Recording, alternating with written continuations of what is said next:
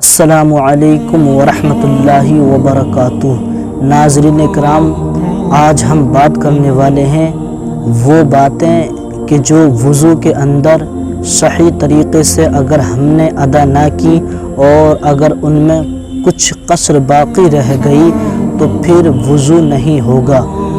وہ باتیں جن کا جاننا بے حد ضروری ہے اور ان پر عمل کرنا بھی ضروری ہے، اور جب بھی وضو کیا کریں تو ان باتوں کو ضرور مکمل اور صحیح طریقے سے ادا کیا کریں، کیونکہ اگر ان میں کچھ قصر باقی رہ گیا تو آپ کا وضو نہیں ہوگا، اور جب آپ کا وضو نہیں ہوگا تو پھر آپ کی نماز بھی نہیں ہوگی۔ اب وہ باتیں کون سی ہیں؟ حضور صلی اللہ تعالیٰ علیہ وسلم ارشاد فرماتے ہیں، الوضوء مفتاح الصلاۃ، نماز کی کنجی وضو ہے، اور الصلاۃ مفتاح الجنہ، جنت کی کنجی نماز ہے۔ تو جب ہمارا وضو نہیں ہوگا تو ہماری نماز بھی نہیں ہوگی، اور جب ہماری نماز بھی نہیں ہوگی تو پھر جو جنت کا تالا، جنت کے اندر جو تالا لگا ہوا ہے، جب اس کی چابی نہ ہوگی تو پھر وہ تالا کیسے کھلے گا؟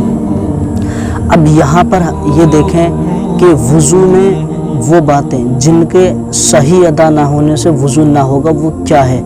سب سے پہلی بات تو یہ ہے، پیشانی کے بالوں سے تھوڑی کے نیچے تک، یعنی وضو کے اندر وہ کتنی باتیں ہیں؟ وضو کے اندر 8 باتیں نہیں ہیں بلکہ 4 باتیں ہیں جن کا یاد رکھنا اور جن کو مکمل اور صحیح طریقے سے کرنا فرض ہے۔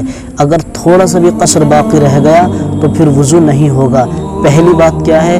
پیشانی کے بالوں سے تھوڑی کے نیچے تک اور ایک کان کی لو سے دوسرے کان کی لو تک چہرہ دھونا، یہ کیا ہے؟ یہ فرض ہے۔ اگر تھوڑا سا بھی قصر باقی رہ گیا تو پھر آپ کا وضو نہیں ہوگا، یعنی یہ جو پیشانی ہے تو اس کے بالوں سے، پیشانی کے بالوں سے تھوڑی کے نیچے تک اور ایک کان کی لو سے دوسرے کان کی لو تک چہرے کا دھونا، یہ کیا ہے؟ فرض ہے۔ اور داڑھی کا بال بھی سوکھا نہ رہے، اگر سوکھا رہا تو پھر وضو نہیں ہوگا، تو داڑھی کا خلال کرنا کیا ہے؟ سنت ہے۔ اب پہلی بات ہو گئی، اور دوسری بات دونوں ہاتھوں کو کوہنیوں سمیت دھونا، یعنی یہ جو دونوں ہاتھ ہیں تو ان کو یہاں سے کوہنیوں سے لے کر کوہنیوں سمیت دونوں ہاتھوں کو دھونا، یہ کیا ہے؟ فرض ہے۔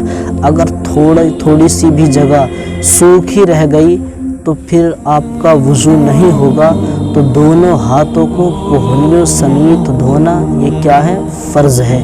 اب تیسری بات جس کا کرنا ضروری ہے تو چوتھائی سر کا مسح کرنا، یعنی جب آپ مسح کریں تو چوتھائی سر کا، یعنی لپوں میں پانی لیں اور لینے کے بعد میں یہاں سے اس طرح سے پانی ڈالیں جو نیچے تک پانی آ جائے، اور 3 انگلیوں کو اس طرح سے کر کے یہاں اس طرح سے پیچھے تک لے کے جائیں اور ایسے ہی لے آئیں، اور پھر یہ جو شہادت کی انگلی ہے کانوں میں، اور یہ جو انگوٹھا ہے کانوں کے پیچھے اس طرح سے کر کے ایسے، اور پھر یہ جو انگلیاں ان کو الٹا طرف اس طرح سے لگائیں، تو چوتھائی سر کا مسح کرنا کیا ہے؟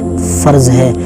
اور چوتھی بات، دونوں پاؤں کو ٹخنوں سمیت دھونا، یعنی جو دونوں پاؤں ہیں تو پاؤں کے جو ٹخنے ہوتے ہیں تو ٹخنوں سمیت دھونا فرض ہے۔ اگر آپ نے پاؤں دھویا تھوڑا سا بیچ سوکھا رہ گیا تو پھر آپ کا وضو نہیں ہوگا، اور وضو نہیں ہوگا تو آپ کی نماز بھی نہیں ہوگی۔